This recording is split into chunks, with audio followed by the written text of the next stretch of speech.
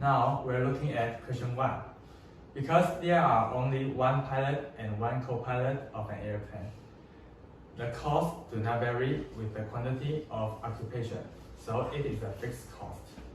And the question B, because fees vary with the weight of the aircraft, so airport loading fees are variable costs. C, by the information in the option, we can know that the bigger the aircraft, the more fuel being used, so fuel is variable cost.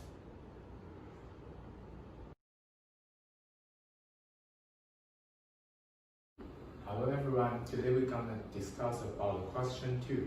And this is a table, and according to the question 2, we know that the average cash cost is the average variable cost.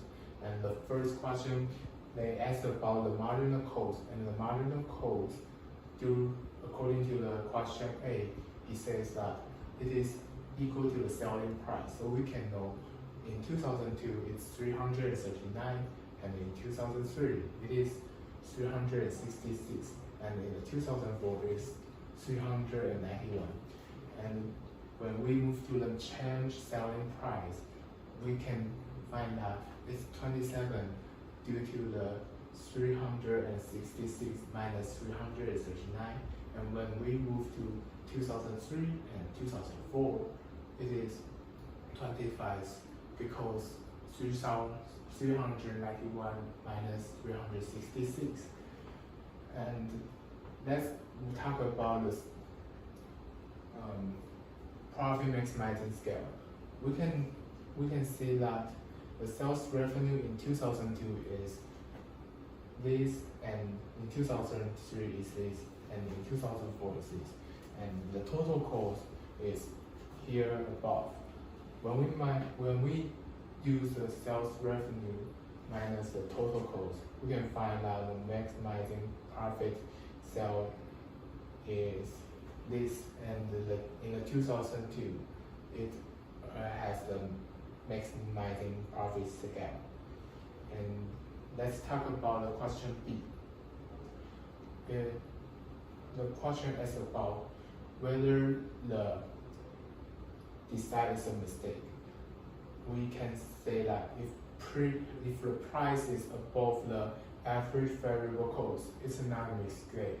So we think the decision is right. And the next question,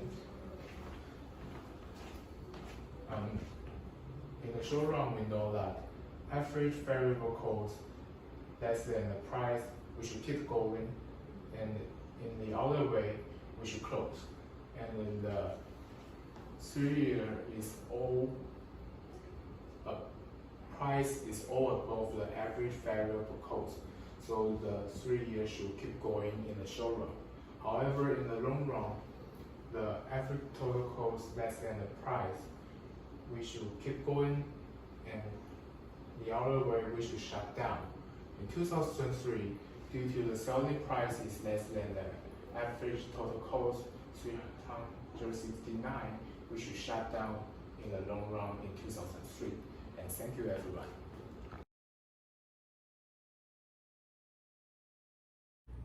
Okay, so let's look at question 3 and question A. From this graph, we can know that the competitive firm is not reaching its profit maximizing level, and now we are at the point of 90 and 1,000 for the average variable cost 90, and we need to reach to this point to obtain the profit maximizing level. So we need to move our production level from 1,000 to Q star. So our answer is no, it is not reaching its profit maximizing level, and we need to increase the production level. And for question B, we can look at this graph, and we can find out that it is also not reaching its profit maximizing level, because from this chart we can know that we are at the point here for like the price of 100 and the quantity of 1,000. but we need to move to here where the marginal cost is equal to marginal revenue. So we need to decrease our production level from 1000 to Q star and decrease our price level from 100 to P star. So our answer is no, it is not reaching its profit maximizing level, and we need to both decrease their production level and price level.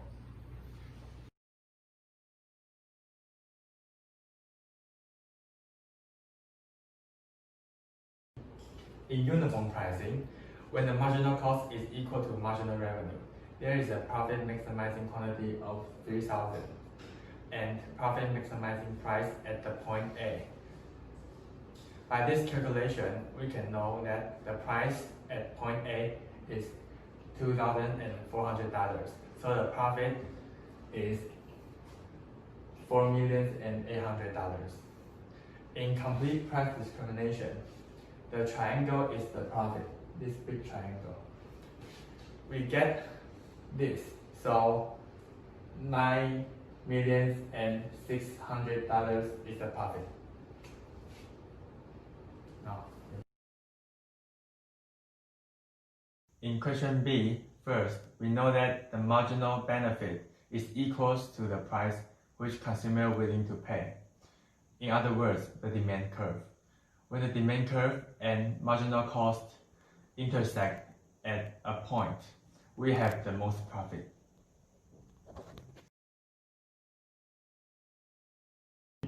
Under the condition that producers can fully understand the needs of consumers, producers can sell at the highest price that consumers are willing to pay. In this way, producers can get the most profit.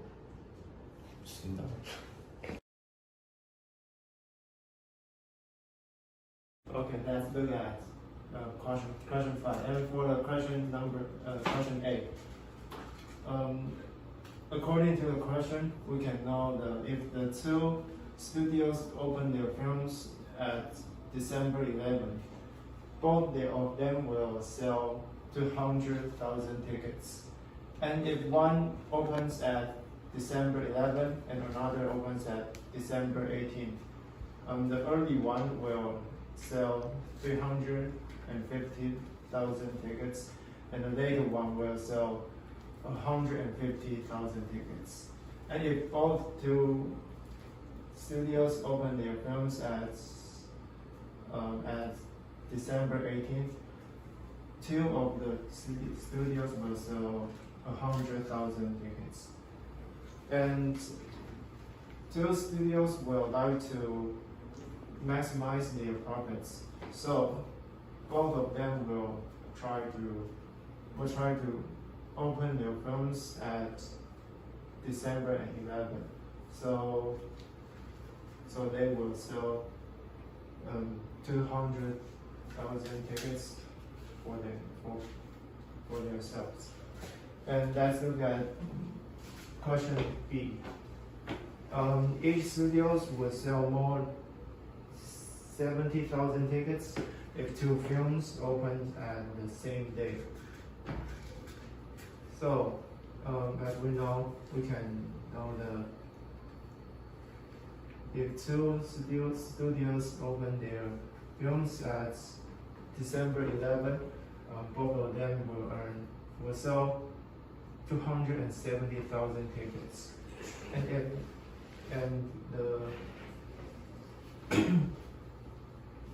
And if one opens at December 11 and another opens at December 18, the sales of their tickets is just as a question A.